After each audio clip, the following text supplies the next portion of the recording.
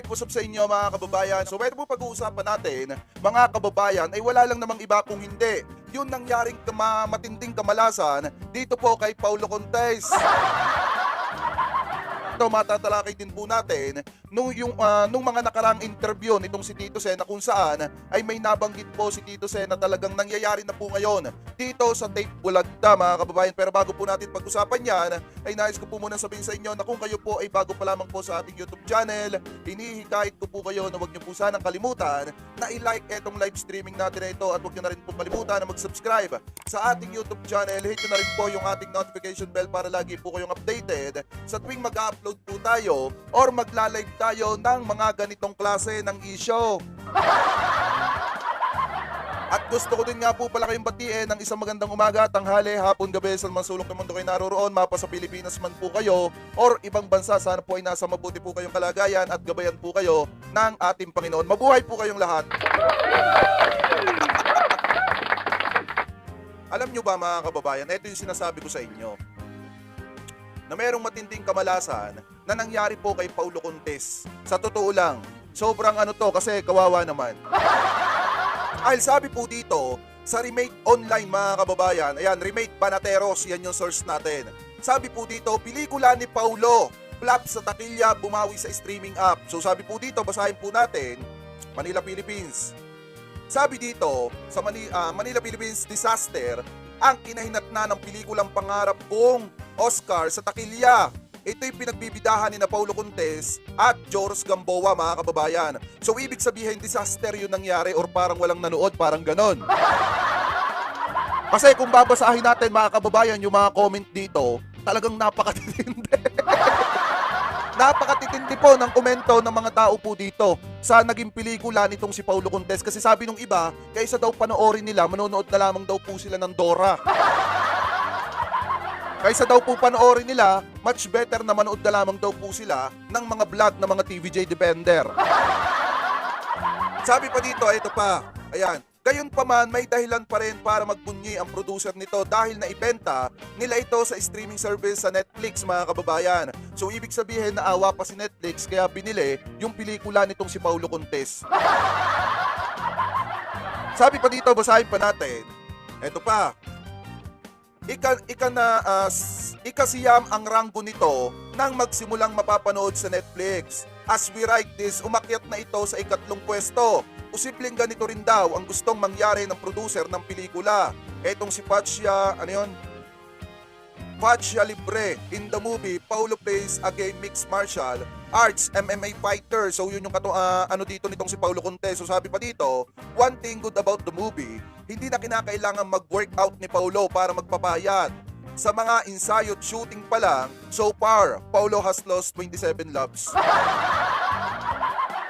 So ito pala pinaghantaan ni Paulo Contes ng napakatindi po itong kanyang pelikulang ito. Kaso nga lang mga kababayan, hindi po kinagat sa takilya pero kahit papaano sa Netflix, nakabawi-bawi naman. So ibig sabihin, pagdating po sa takilya mga kababayan, walang gaanong nanood. Minalas si Paulo Contes ng matindi doon. Pero pagdating po dito sa Netflix, kahit papaano pumapangatlo na daw. So ibig sabihin sabi dito, Sir Check, sa panahon ngayon, mahal ang bilihin, manood na ng mahal ang bilihin, manonood pa ng ganyan pa. Hindi, sa totoo lang, kung ako mga kababayan manonood ng pelikula, panonoorin ko na lang kaysa manood ako ng ganitong kina Paulo Contes. Much better pagtutuunan ko na lang ng pansin na panoorin yung mga enteng kabisote. Hindi, kung ako lang naman ang tatanungin kasi sa panahon natin ngayon, nasa future na kasi tayo mga kababayan wala na tayo sa nakaraan. Mas maganda pa rin talagang panoorin yung mga old na pelikula kaysa po dun sa mga dun sa mga bago ngayon. Pero hindi ko naman nilalahat hindi ko po nilalahat. Kasi may mga bago ngayon katulad nitong kay Paulo Contes, ito yung isang halimbawa natin na talagang kung panonoorin ninyo talagang may pagka-boring. Kung ako lang naman din, mas panonoorin ko pa yung enteng kabisote kaysa dito sa pelikula nitong si Paulo. So sabi pa dito mga kababayan, ito pa. And take note, mukhang hindi siya masaya sa lagay na yon. As Paulo Intensive said, of the more pounds, as regards to its commercial showing, ay baka itap ng producer ang streaming service like Netflix, Prime, Amazon, which bought the rights to Kim Chu, linlang, and other platforms. Yun yung sabi dito mga kababayan. Aminado si Paulo na matumal pa rin ang mga pelikula sa takilya these days. So ibig sabihin, yung pelikula po ni Paulo Contes mga kababayan talagang tumumal. Ibig sabihin walang bumili, hindi po pumatok, hindi kinagat ng tao. Kasi paano ba naman mga kababayan kakagatin ng tao ay mostly sa mga tao na nanonood ng pelikula, ang karamihan dyan, legit dabbercads po. Diba? Sabi pa dito, yun nga lang compared to other Catherine movies in the past, ay way below pa ang box office take ng pelikula with the actress playing an upbeat role for the first time, Ronnie Carasto III. Yan yung nagsulat mga kababayan. So anyway mga kababayan, sa akin lang naman, hindi talaga kakagatin ng sambayan ng Pilipino yung pelikula nitong sina Paulo Contes, lalo na ngayon at may kinakaharap pong issue etong si Paulo Contes. Ano po, lalo na ngayon nakaharap ang tape Bulaga dito po mga kababayan sa issue ng agawa ng trademark. Eto, wait lang, basahin natin yung mga komento ng tao dyan. So basahin natin yung komento ng mga tao. Ito yung sabi ng ibang mga netizen. Ano po kaya nasabi natin na talagang hindi pumatok sa takilya? So sabi dito, kaya nga pati bubble gang medyo nakakawalang gana na manood pag andon yung taong hindi marunong tugunan ng obligasyon. Ay, Mami Lynn Tamore, may galab shoutout po. Thank you po sa pakape.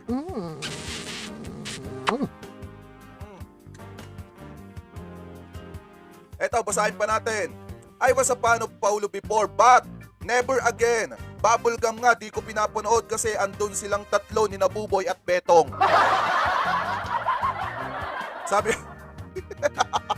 Sabi pa dito mga kababayan, sino ba naman nakahanga sa hilig magparami ng lahi kung hindi naman alam ang obligasyon? Eto pa, expect mong mag-hit sa takilya magmula nang nalaman ng taong bayan na ganyan ang ugali mo at nag-abandon ka ng mga anak at mga nakasama mong babae, talagang as expected ang mangyayari sa iyo. Subukan mong balikan ang mga dati mong ex at maging peace ka sa kanila at sustentuhan mo mga anak mo. Babalik sa iyo ang mga tao. Sample na lang si Gerald Anderson. Sa tingin mo nakaalpas na siya, pinagbibigyan lang siya kasi pinata naman, pero pag yang si Julia Barreto ay iniwanan niya at lumipat sa ibang babae na bago, you will see what will happen mga kababayan. So grabe ang galit ng mga tao kay Paulo Contes, biruin nyo to, napakatindi ng mga banat. Sabi pa dito, kadalasang pinapanood ang pelikula kapag iniidolo nila yung mga nagaganap o yung mga gumaganap. Ang tanong, meron pa bang humahanga sa ganitong klase ng tao? Eto, binabasa lang natin yung mga comment ng tao kung bakit hindi pumatok or kung bakit minalas po yung pelikula ni Paulo Contes. Sabi pa dito, manood na lang ako ng ibang palabas kaysa sa palabas ng Manyakol daw.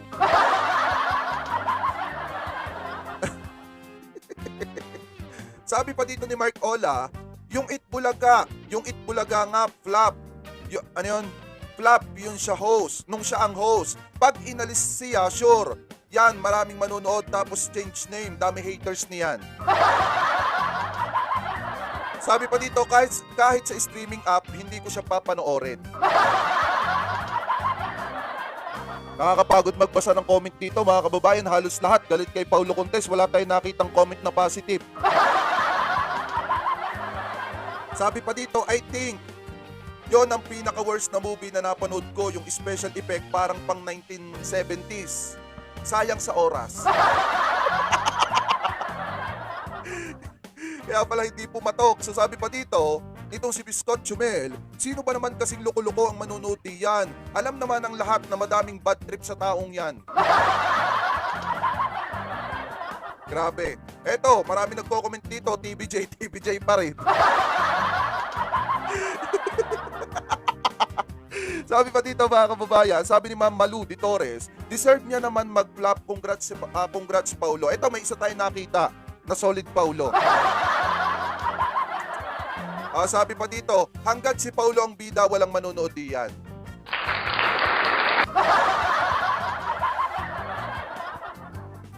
Ito pa, sabi ni Ma'am Elizabeth Trinidad, napanood ko din niya sa Netflix, sorry, di siya maganda. Grabe, ang galit ng mga tao. Sabi dito, ni Ma'am Sonia, ayan, si Ma'am Sonia yung nag-comment, Karma is real, kawawa yung producer niya, binayaran pa naman.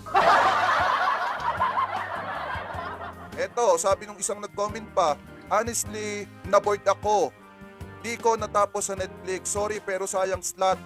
Ayan, malayo nga sa naging project nila, too bad.